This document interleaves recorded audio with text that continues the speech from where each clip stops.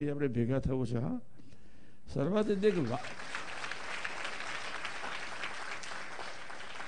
સર્વાધિકની બે વાતો કરેલી છે. બહુ સારું, સરળ, સાદું, એકદમ સરળ. તમે રાજી થઈ જશો. એટલે જ્યારે સર્વાતીતા સ્વામી આવશે એટલે હું સ્પેશિયલ આવી જઈશ. એટલે તે વખતે આપણી વાદળશાના તમે આવી જજો. એટલે આપણે બધા બેસીને જિંદગી એક આનંદ માટે છે, મરવા માટે નથી. છેલ્લી વાત, જિંદગી એક આનંદ માટે છે, મરવા માટે નથી. કંગાલ માણસ મરે, આપણે ન મરવાનું હોય. જિંદગી એક આનંદ માટે છે, મરવા માટે નથી. અને આપણે એવું સુંદર જીવન જીવવું છે. અને જ્યારે આનંદ પ્રગટે એટલે જય સ્વામિનારાયણ, ભગવાનનો રાજીવ મળે. ભગવાનનો રાજીવ મળે એટલે સુહૃદભાવ પ્રવર્તે. સુહૃદભાવ એકતા યોગીમાંનું સૂત્ર સિદ્ધ થાય. તો આપણે બધાએ પરિવારમાં જ્યારે નપાસ થઈએ, આપણે સાથે જીવવાનું છે. મા, બહેન, દીકરા, દીકરી બધાને સાથે જીવવાનું હોય. પણ ક્યારેય વાણીથી નપાસ નહીં થતા. અને નપાસ થઈ જવાય, ગરમ થઈ જવાય, અપેક્ષા રાખીએ, મન તોફાને ચડે ત્યારે રાત્રે ભજન કરજો, ધૂન કરજો, પ્રાર્થના કરજો, હે મહારાજ અમને બળ આપો. અહીંયા આસફાલ્ટ જેવો કલર છે,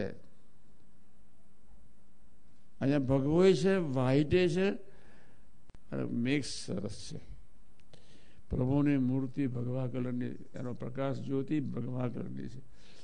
એવું એક નિર્મળ આપણે જીવન જીવવું છે. તો આજના શુભ મંગળકારી દિવસે ભગવાન કિશન, ભગવાન રામ, ભગવાન શિવશક્તિ, ભગવાન સ્વામિનારાયણ, ભગવાન મહાવીર, શાસ્ત્રીજી મહારાજ, યોગી મહારાજ, કાકાજી, પપ્પાજી, મહાન સ્વામી ડૉક્ટર સ્વામી, પ્રમુખ સ્વામી મહારાજ, સૌના ચરણાની એક જ પ્રાર્થના છે, અમને એવો બુદ્ધિયોગ આપો જેના ફળ સ્વરૂપે અમે બાપાના ખરેખરા ભૂલકા દીકરા થઈ શકીએ, એવું બળ આપજો. સહજાનંદ સ્વામી મહારાજને જય.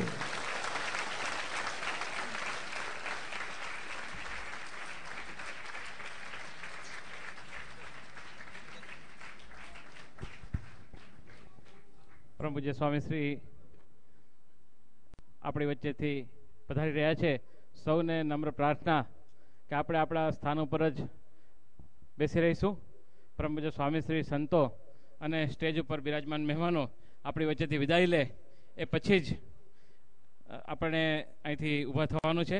આપણને ખ્યાલ છે કે સ્વામીશ્રી આપણા માટે કેટલો બધો પરિશ્રમ કરી રહ્યા છે, ત્યારે એમની શારીરિક જે સગવડો છે સચવાય એ પણ આપણી ભક્તિ છે. ઓલરેડી થાળ માટે મોડું થઈ ગયું છે, એટલે સ્વામીશ્રીને આપણે પગે લાગવાનો કે એમનો લાભ લેવાનો લોભ છે અત્યારે ન રાખીએ. સ્વામીશ્રી આપણી વચ્ચેથી વિદાય થાય ત્યાં સુધી આપણે શાંતિથી આપણા સ્થાન ઉપર જ બેસી રહીશું. બહારગામથી જે મુક્તો પધાર્યા છે એ બધા મુક્તો માટે, માત્ર બહારગામથી જે મુક્તો પધાર્યા છે એમના માટે પ્રસાદની વ્યવસ્થા આપણે સેલરમાં રાખવામાં આવી છે. તો બહારગામથી પધારેલ મુક્તો અવશ્ય પ્રસાદ લઈને પછી જ અહીંથી પ્રસ્થાન થશે. જ્યારે આપણા જે સ્થાનિક મુક્તો છે એ માટે પૂજ્ય ત્યાગ સ્વામીજીએ સરસ પ્રસાદની વ્યવસ્થા આપણે અહીંયાથી બહાર નીકળશું ત્યાં આપણે માટે રાખી છે. એ પ્રસાદ લઈ અને સ્વામીશ્રીની જે પરાવાણી છે એ આપણા હૃદયમાં સ્થિર થાય, સ્વામીશ્રીનો રાજીપો પ્રાપ્ત કરવા માટેની પાત્રતા આપણે કેળવાય, એટલા માટે પ્રાર્થનામય ચિત્તે આપણા ઘર મંદિર તરફ આપણે પ્રસ્થાન કરીશું.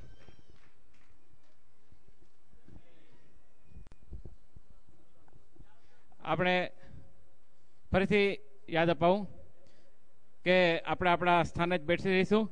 સ્વામીશ્રી આપણી વચ્ચેથી વિદાય રહ્યા છે. એ તો કરુણાનિધિ છે એટલે આપણી સાથે વાત કરવા ઊભા રહી જશે. આપણે ઊભા રહીશું તો મહેરબાની કરી અને એમની શારીરિક અનુકૂળતા સચવાય એ રીતની આપણી ભક્તિ છે એ અદા કરીએ. સ્વામીશ્રી આપણી વચ્ચેથી પધારી જાય એ પછી જ આપણે પ્રસ્થાન કરીશું. બહારગામના જે મુક્તો છે એ અવશ્ય પ્રસાદ લઈને જ અહીંથી પ્રસ્થાન કરશે. સ્વામીશ્રી આપણી વચ્ચેથી વિદાય લે, આપણે ચરણ સ્પર્શ કરવાની કોશિશ ન કરીએ. હજી પણ આપણે આપણા સ્થાને જ બેસી રહીશું. પરમ પૂજ્ય સ્વામીશ્રી હજી લિફ્ટ સુધી પણ પહોંચી નથી શક્યા, એટલે આપણે એ પછી જ એ વિદાય લે